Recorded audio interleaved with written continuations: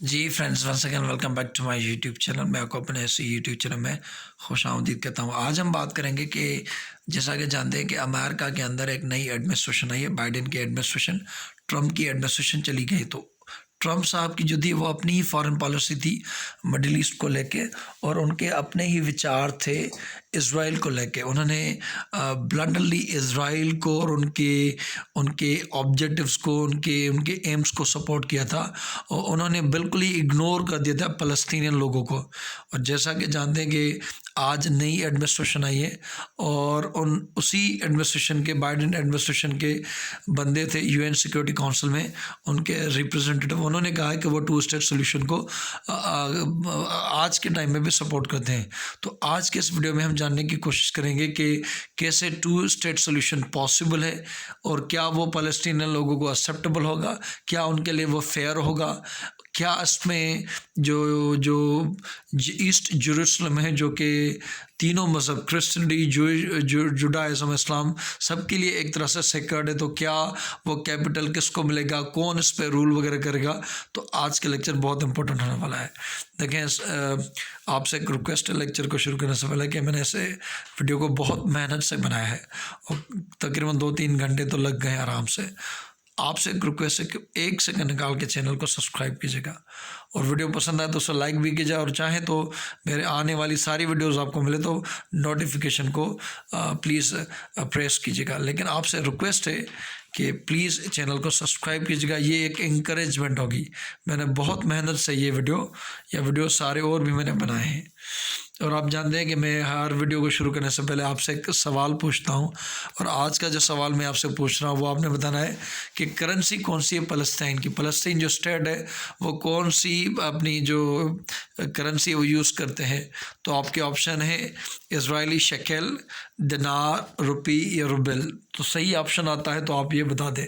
और ये एक चार्ट है जो आप देख सकते हैं कि ये 1947 में जब ब्रिटेन ने कहा था कि ये लैंड वो अरब लोगों को वापस देंगे, तब ये थी सिचुएशन फ़लस्तीनियंस की और इजराइल की।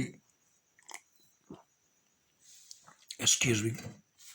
यहाँ आप 1947 में अगर देखें, यहाँ 1947 में तो ये तो ग्रीन सारा फ़लस्तीन था, और ये वाइट में थी, ये कुछ सेटलमेंट थी इजरायली लोगों की। 1947 का पार्टीशन प्लान, तो उन्होंने कहा ये जो वाइट वाला होगा ये हम इजराइल को देंगे, और ये हम फ़लस्तीनियन लोगों को देंगे। पहले सारा फ़लस्तीन ये था 1947 से या उससे पहले जब पार्टीशन हुआ, जब ये कहा गया कि हम इजराइल को भी, जूश लोगों को भी ज़मीन देंगे, तो उन्होंने ये पार्टीशन प्लान बनाया। और वाइट में आप देख सकते हैं कि ये लैंड प्रॉमिस की गई कि हम इजरायली लोगों को देंगे। फिर जब 1945 से लेकर 1967 इसलिए क्योंकि ये अरब जंग लगी थी, 6 डे वार जिसे कहा जाता है, ये सारा एरा आप देख रहे हैं कि इजराइल लोगों के पास चला गया, और ये वाइट में ये उनके पास बचा। आज के टाइम में ये सारा भी आप देख लें, ये वाइट लगे, अंदर भी आप देख रहे हैं वाइट। ये वाइट में ऐसे कहा जाता है इलीगल सेटलमेंट। जी हाँ, ये इनकी इलीगल सेटलमेंट है। आज के टाइम ने जब यूएई ने अपने डिप्लोमेटिक टाइज बहाल किए थे, तो उन्होंने ये कहा था कि रिटर्न में इजराइल अपनी इलीगल सेटलमेंट बंद कर देगा। कुछ ही दिनों बाद उन्होंने कहा, इसराइल के फॉरेन प्राइम मिनिस्टर ने कहा कि ऐसी कोई बात नहीं, हम अपनी सेटलमेंट जारी रखेंगे। तो आज के टाइम में ये ग्रीन आप देख रहे हैं, ये इतना कुछ बचा है जो कि फ़लस्तीनी लोगों के पास बचा है, और बिल्कुल थोड़ा है। और ये तो वो बिल्कुल आज के टाइम में कह रहा हूँ कि इजरायली लोग चाहते हैं कि टू स्टेट बन जाए, और ये उनको ये देने के लिए तैयार हैं। बस ये छोटी सी वो कहते हैं जिन छूटे जाके हम अमन सर हैं, कोई उनके लिए कोई मसला वगैरह ना हो, कोई ये टेंशन वगैरह ना हो। ये तो उनकी सारी लैंड वगैरह वो सारा कुछ ले चुके हैं, तो ये वो प्रॉमिस करें कि आज के टाइम वो देने के लिए तैयार हैं। तो ये बिल्कुल कम लैंड है जो कि फ़लस्तीनियन डिज़र्व करते हैं। यहाँ पे न्यूज़पेपर में उसकी कवरेज देखते हैं। US assures two state solution for Israel and Palestine. Trump ने भी कहा था, हम ट्रम्प की भी देखेंगे, उनका एक मिडिल ईस्ट पॉलिसी जो उन्होंने कहा था डील ऑफ द सेंचुरी। तो हम जानेंगे कि वो डील ऑफ द सेंचुरी क्या थी, और वो क्यों फ़लस्तीनियन लोगों को पसंद नहीं थी। एक और न्यूज़पेपर जिसमें लिखा है Washington assures support for two state solution. देखें, टू स्टेट तो आज भी मौजूद है, फ़लस्तीनियन स्टेट मौजूद है, लेकिन जो उनकी जेन्युइन डिमांड्स है वो हम डिस्कस करेंगे कि उनकी मेन डिमांड कौन सी है, वो क्या जाते हैं। Washington assures support for two state solution, ये एक और न्यूज़पेपर है, Washington USA assures support for two state solution. देखिए मसला ये है कि फ़लस्तीनियन लोग चाहते हैं कि उनका भी ये सोल्यूशन बन जाए। उन्होंने रिकग्नाइज भी जो यासर अरफात जो ओस्लो कार्ड्स हुए थे कुछ और, तो उन्होंने इसराइल को रिकग्नाइज़ किया था। मसला आज के टाइम में ये है कि ईस्ट जेरूशलम का जो प्राइम जो इम्पोर्टेंट है क्वेश्चन है वो है ईस्ट जेरूशलम। ईस्ट जेरूशलम जो है वो रिलीजियस एक साइट है, और जब रिलीजियस साइट आ जाते हैं जैसे इस्लाम के अंदर मक्का और मदीना की इम्पोर्टेंस, उसके बाद इसी ईस्ट जेरूशलम की इम्पोर्टेंस है। पहले काबा एक हमारा जो किबला था जिसकी तरफ नमाज का मुँह करके हम पढ़ते थे वो यही था, बाद में इसको चेंज किया गया और मक्का की तरफ गया। तो ये एक रिलीजियस साइट है ईस्ट जेरूशलम। फ़लस्तीनियन की जो पहली डिमांड है वो ये चाहते हैं कि उनकी कंट्री का ये कैपिटल बने। और आज के टाइम में आपको पता है जब डोनाल्ड ट्रंप थे तो उन्होंने अपनी एम्बेसी जो उनकी तल अवीव थी, कि ज़्यादातर जो डिफरेंट फॉरेन कंट्रीज़ थी उन्होंने अपनी एम्बेसीज तल अवीव एक और शहर है इजराइल का उसमें ओपन की है ताकि ये कंट्रोवर्शियल ना बने। लेकिन ट्रंप ने क्या किया था, अपने जोश कम्युनिटी को खुश करने के लिए उन्होंने ये किया कि अमेरिकन एम्बेसी को शिफ्ट किया फ्रॉम तल अवीव टू ईस्ट जेरूशलम। यहाँ से ये शिफ्ट करने की एक इम्पोर्टेंट सिग्निफिकेंस है कि अमेरिका जो है वो एक्सेप्ट करता है Israeli sovereignty towards east Jerusalem. अब ये जो था वो डिस्प्यूटेड था, इसका सवाल, इसका क्वेश्चन हल होना बाकी था कि ये कैपिटल किसे जाना है, ये कैपिटल हम किसको दे रहे हैं, या इसका कोई जॉइंट होगा। क्योंकि जब भी कोई टू स्टेट सोल्यूशन की बात है तो उन्होंने बाज़ का ये कहा जाता था कि 2 स्टेट्स हम बनाएंगे और उसके अंदर ये होगा कि जो ईस्ट जेरूशलम उससे एक तरह से कंबाइंड कैपिटल कह लेंगे, दोनों का कैपिटल हो जाए, दोनों के लोग आ जा सके, या एक इसे इंटरनेशनल सिटी कर लेंगे कि इसकी यूएन वगैरह देखभाल करे और दोनों के बंदे उससे यूज़ वगैरह करें। लेकिन अगर आपके आज के टाइम में इजराइल के पास चला जाता है तो फ़लस्तीनियन कहाँ से एक्सेप्ट करेंगे टू स्टेट सोल्यूशन। ट्रम्प ने तो कहा कि आज के टाइम आपके पास जो है वो हैं, और आप देख लेंगे हम आपको ये जो ट्रम्प का प्लान था मैं आपको दिखाऊँ, ये मैप यहाँ आप देख लें।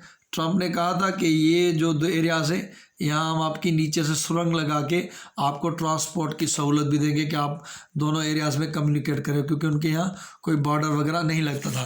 तो ये एक जो है अनएक्सेप्टेबल अनफेयर डील थी फ़लस्तीनियन लोगों को एक्सेप्ट करना, क्योंकि जो बुनियादी क्वेश्चन था ईस्ट जेरूशलम का, और ये अब अगर कोई और लैंड हो जाए तो शायद चलो कंप्रोमाइज़ हो जाए। आज के टाइम में उनकी सारी लैंड चली गई है, लेकिन जो ईस्ट जेरूशलम की है वो जो है वो आपने एक तरह से इजराइल को कहा है कि आपका है। दूसरा ये कि इजराइल फ़लस्तीनी लोगों की ये डिमांड है कि उनकी जो बॉर्डर्स हैं जो 65 से 1967 से की जंग से पहले जो बॉर्डर्स हैं उस पर आप चले जाएं।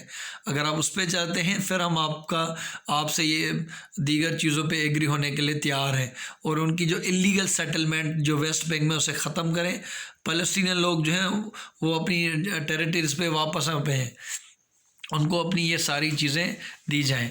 और ये जो ये बात है ये ऑलमोस्ट इम्पॉसिबल लगती है कि आज के टाइम इसराइल जो कि एक बहुत न्यूक्लियर पावर कंट्री है और उसके पास अमेरिका जैसे सुपर पावर कंट्री की सपोर्ट है, तो मुझे नहीं लगता कि और या आज के टाइम में उससे ज़्यादा जो पैथेटिक चीज़ है या जो सादा दिल को दुखाने की चीज़ है कि मुस्लिम कंट्रीज़ यूनाइटेड नहीं। आज के टाइम में OIC जो इन मसलों के हल करने के लिए बता वो तो इंडिया को उनको प्रेसिडेंटशिप या उनको अवार्ड वगैरह देता, तो ये भूल ही जाए। ये बात बहरहाल की है कि हम टू स्टेट सोल्यूशन को सपोर्ट करते हैं। ये कि ये रिचर्ड मिल ने जो कि US बाइडेन एडमिनिस्ट्रेशन के UN सिक्योरिटी काउंसिल में रिप्रेजेंटेटिव है, और जो वाइट हाउस की प्रेस सेक्रेटरी जेन पेस्क उन्होंने भी ये कहा है कि हम टू स्टेट सोल्यूशन को सपोर्ट करते हैं। और बाइडेन एडमिनिस्ट्रेशन आते ही जो कहा है कि हम इंगेज करेंगे फ़लस्तीनी लोगों से और इजरायली लोगों से, हम चाहते हैं कि उनके टॉक्स बहाल हो जाए, क्योंकि ओबामा भी इतना कुछ ख़राब नहीं होता माहौल जो कि ट्रंप ने आते ही मीन्स ब्लंडली इजरायली लोगों को सपोर्ट करना शुरू कर दिया, उनकी बातों को ये चीज़ों।